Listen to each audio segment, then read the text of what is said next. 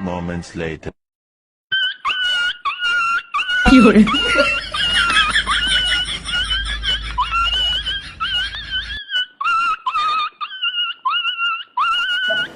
मैं तारी हूँ भाई। हाँ भाई, कैसी लगी? आगे स्वाद।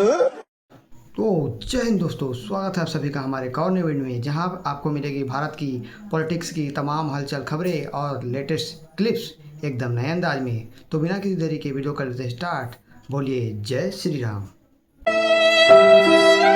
हमें प्रॉब्लम है जातिवाद से, जाति के नाम पर लोगों को लेकिन जातिवाद, मेरी वहाँ पे भी किसी से बात हो रही थी, जातिवाद वो हटाना चाहते हैं। फिर बात आ जाती है कि आप रिजर्वेशन भी चाहते हैं। रुक जाओ। अरे नहीं बिल्कुल, ये लोग ABVP से मोदी मीडिया। हिपोक्रेसी देख रहे हो भाई आप इन दोनों नील चट्टियों की। इन्हें जातिवाद से तो दिक्कत है, लेकिन इन्हें कास्ट रिजर्वेशन से कोई दिक्कत नहीं है। जब सामने से पत्रकार महोदय ने पूछ लिया कि रिजर्वेशन पे आपका क्या ख्याल है, तब इन्होंने डायरेक्ट उनको गोदी मीडिया घोषित कर दिया। मतलब लिटरली भाई कि तुम्हारे पास बोलने के लिए जवाब नहीं है और तुम सामने वाले को कुछ भी बोल दो। तो भाई CJP के प्रोटेस्ट में यही चल रहा था। अगर जो है तिलचट्टा जवाब नहीं दे पाता तो वो डायरेक्ट बोल देता था कि सामने वाला तुम गोदी मीडिया हो। ठीक। इस वक्त हम जंतर मंतर की प्रोटेस्ट साइट पर है। मेरे पीछे आप दीवारों पर कई जो है स्लोगन लिखे हुए देख सकते हैं। उसी बीच यहीं पर हमारी एक स्लोगन पर जो शायद जिस पर बात करना बहुत जरूरी है, यहाँ पर आप देख सकते हैं मेरे पीछे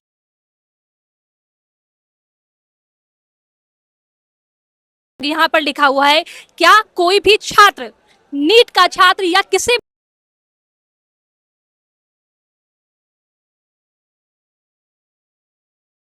यहाँ पर कुछ ऐसे लोग मौजूद हैं जो आजाद कश्मीर के नारे लगा रहे हैं। शर्म। ये वीडियो देखने के बाद भाई आप लोग भी समझ गए होंगे कि CJP प्रोटेस्ट की जो रियलिटी क्या है। मुझे ज़्यादा बोलने की ज़रूरत नहीं है और यही एक सबसे बड़ा कारण है कि मैं स्टार्टिंग से लेकर अब तक CJP और उनके प्रोटेस्ट का समर्थन नहीं करता, क्योंकि मुझे पहले से पता है ना तो इनको नीट पेपर लीक से कोई दिक्कत थी और ना ही शिक्षा मंत्री से। लेकिन इनकी जो मेन समस्या है वो यही है कि ये शर्जील इमाम और उमर खालिद जैसे जो मोस्ट वांटेड लोग जेल में क्यों हैं। और सबसे मेन बात, इनके चाचा और अब्बू जान के जो इतिहास, झूठे इतिहास जिसमें उनका महिमा मंडन किया गया था, वो पुस्तकों से हटाया गया माननीय धर्मेंद्र प्रधान जी के द्वारा। इसीलिए इनको दिक्कत हो रही है, तभी ये शिक्षा मंत्री का रेजिग्नेशन मांग रहे हैं और इनका एजेंडा साफ है, आप दीवार पे भी देख सकते हैं। तराजू और तलवार इनको मारो जूते चल। बेसिकली ये कोई शायरी नहीं है। जब मैंने ChatGPT से पूछा तो पता चला तिलक का मतलब ब्राह्मण, तराजू का मतलब बनिया और तलवार का मतलब क्षत्रिय। ये सनातन को टारगेट कर रहे हैं। और जेनजी आप लोग अवेयर नहीं होगी, ये कोई पहली बार की राइमिंग नहीं है। बिहार में भी एक राइमिंग आई थी, भूरा बाल साफ करो। भौ का मतलब भूमिहार, रॉ का मतलब राजपूत और लॉ का मतलब लाला। बेसिकली ये लोग छत्तीस बिरादरी को तोड़ना चाहते हैं, मतलब जनरल OBC SC को अलग करना चाहते हैं। और ये सारा कर्म कांड करने के बाद इस औरत ने क्या नारे लगाए ये भी देखो। सारा कर्म कांड करने के बाद जय भीम के नारे लग रहे हैं। मुझे समझ में नहीं आ रहा छत्तीस बिरादरी को डिफरेंशिएट करने की क्या जरूरत है, क्योंकि जो बच्चे मरे हैं वो भी जनरल OBC SC और जो प्रोटेस्ट में बैठे हैं वो भी जनरल OBC SC है। तो जातवादी करने की यहाँ पे जरूरत क्या, आप लोग कमेंट करके बताना। लिटरली भाई आप देख सकते हैं कि किस प्रकार के जो है मानसिकता, माइंडसेट वाले लोग जो है CJP के प्रोटेस्ट में जा रहे हैं। और मुझे तो भाई पहले से पता था कि ऐसे ही लोग, जो फॉलोअर्स उनके बढ़े थे CJP के इंस्टाग्राम अकाउंट पे, उनको देख के पता ही चल गया था कि उसमें कौन सी मानसिकता वाले लोग जुड़े हैं, एंटी नेशनल मानसिकता वाले। तो भाई देख सकते हैं कि ये कौन सा नारा लगा रही है, तिलक तराजू और तलवार, जूते मारो इनको चार। क्या भाई इस जो नारे का पेपर लीक या एजुकेशन सिस्टम या मतलब भारत में जो एजुकेशन व्यवस्था है उससे कोई लेना देना है? तो भाई इन मूर्खों के बहकावे में मत आओ। CJP प्रोटेस्ट कोई स्टूडेंट प्रोटेस्ट नहीं है। That's it. मैं क्या कह रहा हूँ भाई साहब, मैं भी समर्थन में ही आया हूँ, बच्चों के खिलाफ में नहीं हूँ। मैं ये चीज बोल रहा हूँ, कांड कोई कर जाता है पहले बच्चे जाते हैं। जितने भी बंदे ऊपर स्टेज पे खड़े होते हैं, लगी किसी में लाठी? क्यों नहीं लगी? मेरे को आप बताओ क्यों नहीं लगी? मैं तो चलो पहले दिन आओ, आप लोग 30-32 दिन से हो, आप मेरे को बताओ प्रोटेस्ट करने वाले को लाठी क्यों नहीं? बच्चा एंड में बेला जाता है, सब अपनी राजनीति करके रोटी सेक के निकल जाते हैं। टारगेट ले लो मोदी जी को, सरकार को। मैं तो इधर किसी का सपोर्टर हुई नहीं। मेरे को अभी यहाँ से घुमाते ले चलो और एक पुलिस वाला दिखा दो जिसकी यहाँ पे नेम ना हो। सब क्या है? चलो भाई फाइनली कोई तो इन्फ्लुएंसर है जिसे इन CJP वालों का जो है फेक एजेंडा नज़र आया और उन्होंने जो है रियलिटी को बाहर लाने से जो है नहीं कतराया। और इस रियलिटी को आप भी समझिए और उन लोगों को भी समझाइए जो कि सीजेपी को और अभिजीत दीपको को एक स्टूडेंट का मसीहा मानते हैं। धर्मेंद्र प्रधान इस्तीफा दो।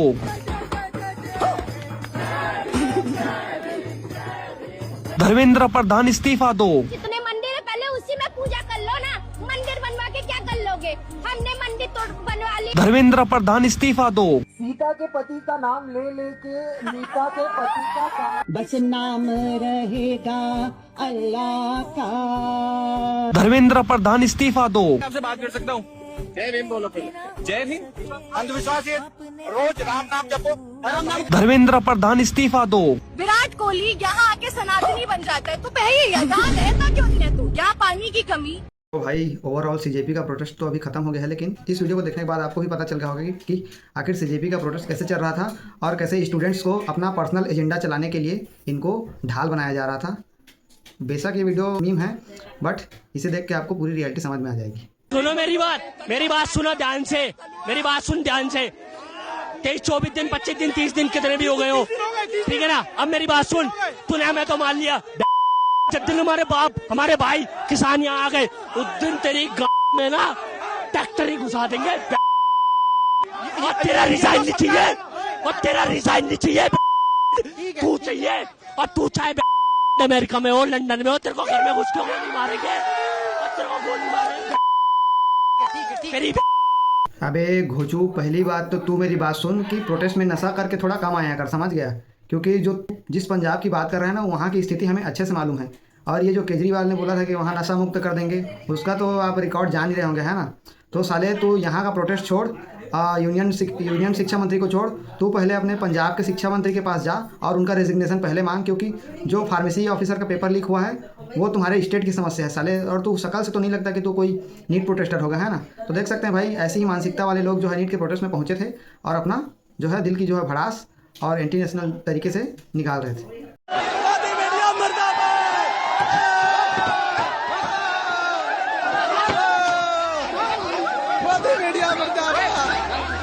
गोदी मीडिया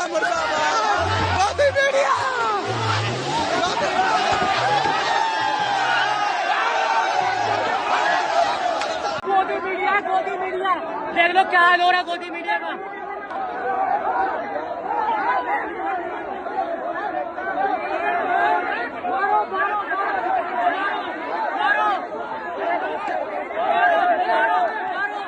तो देख सकते हैं भाई, इनका शांति प्रिय जो है प्रोटेस्ट कैसे चल रहा था। जब भी कोई पत्रकार जो कि अनबायस्ड होता है, जो कि निष्पक्ष होता है, वो इनसे कुछ रियलिटी पे सवाल पूछ ले तो ये उसे डायरेक्ट गोदी मीडिया बोलते हैं और उसके साथ मारपीट करते हैं, उनकी गाड़ियों को तोड़ते हैं। तो भाई ऐसे ही कुछ चला था सीजेपी का प्रोटेस्ट, जहाँ पे एक सच्चा अनबायस्ड निष्पक्ष पत्रकार जब उनके पास सवाल पूछने जाता है तब वो गोदी मीडिया बन जाता है। किंतु अरफा खानम शेरवानी, अजीत अंजुम जैसे पत्रकार जब वहाँ जाते हैं तो उन्हें जो है 5 स्टार और VIP ट्रीटमेंट दिया जाता है। हम यहाँ पे सीजेपी के प्रोटेस्ट में आए थे। और यहाँ पे बता पीने को क्या मिला हमें? पानी नहीं, तो भाई मिल ही रहा है, साथ ये मिली रेड बुल, ठीक है? इतना महंगा किसी ने बाहर से भेजा रेड बुल, पानी की बोतल ही भी बट रही है बट रेड बुल। अरे बाप रे, इतना महंगा ड्रिंक, बाप रे! इसे तो शायद रेड बुल वालों ने स्पेशली स्पॉन्सर करके तुम लोग को दिया होगा, है ना? अरे क्या वे चमची साली 100 रुपये के रेड बुल के लिए ऐसा रिएक्ट कर रही है। पता नहीं कोई तुम्हें 1000 रुपये दे दे और बोले कि मेरे वहाँ पे मुंह लगा दे, तब तो वो भी कर देगी, है ना? भाई 100 रुपये के लिए लिटरली लोग बिक जाते हैं और बताओ ये लाएंगे देश में क्रांति? छी! तो भाई इस CCTV फुटेज को देखने के बाद आपको भी पता चल जाएगा कि प्रोटेस्टर्स कितने शांति प्रिय थे और पुलिस कितनी जो है क्या बोलना चाहिए, ब्रूटल थी, ठीक है?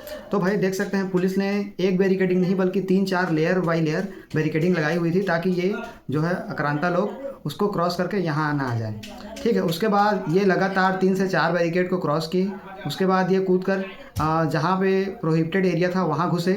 उसके बाद इन्होंने पुलिस वालों के साथ बदतमीजी और मारपीट भी की, जिसके रिटेलिएशन में पुलिस वालों ने भी इन पे लाठीचार्ज किया, क्योंकि कोई भी इंसान इन चूतिया कॉकरोचों के लिए अपना जान गंवाना नहीं चाहेगा, अपना सर फुरवाना नहीं चाहेगा, ठीक है? आजादी 1947 में मिल गई थी, बीजेपी से क्या आजादी चाहिए और आरएसएस से कि क्या मतलब है इनका?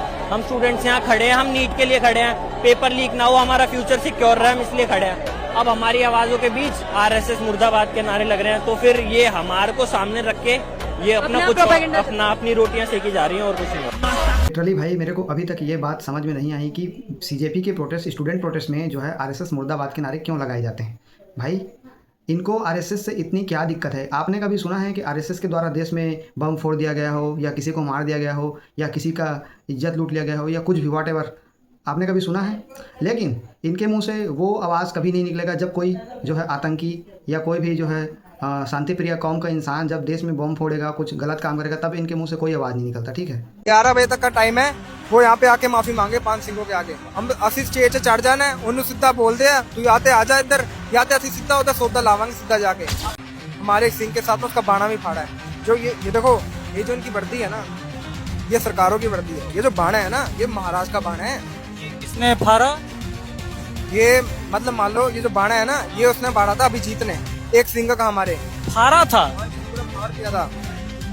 ये गलत है, उसको हम बोलना चाहते तो यहाँ पे आके माफी मांग 5 सिंगों के आगे, जो उसने करा है। कल 11 बजे तक का। तो भाई देख सकते हैं कि एक सिख भाई ने जो है खुद रियलिटी बताई है कि कैसे सीजेपी के लोगों ने उनका जो है पवित्र धार्मिक जो है उनका जो ड्रेस होता है भाड़ा, वो फाड़ा। और उनको शर्म आनी चाहिए कि कैसे एक जो सिख के धार्मिक जो चिन्ह होता है उस पर उन्होंने हाथ लगाया उनके गिरबान में। तो भाई मैं तो यही बोलूँगा कि अभिजीत दीप के जैसे लोगों को लोग जो है माफ़ी के लायक नहीं हैं, उनसे आप सीधा जाइए, सीधा फेस टू फेस बात कीजिए, और इससे मीडिया से भी बोलने पे कोई फ़ायदा नहीं। और दूसरी बात, आप सभी को ये सब चीज़ करने ही नहीं आना चाहिए था, क्योंकि आप सबको देख के पता नहीं कैसे पता नहीं लगा सीजेपी का प्रोटेस्ट कोई स्टूडेंट प्रोटेस्ट नहीं है।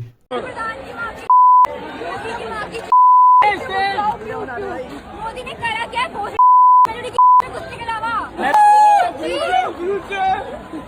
मोदी अगर तूने रिजाइन नहीं कर, दिख रहा है चप्पल दिख रही है, छपेगी भोसड़ी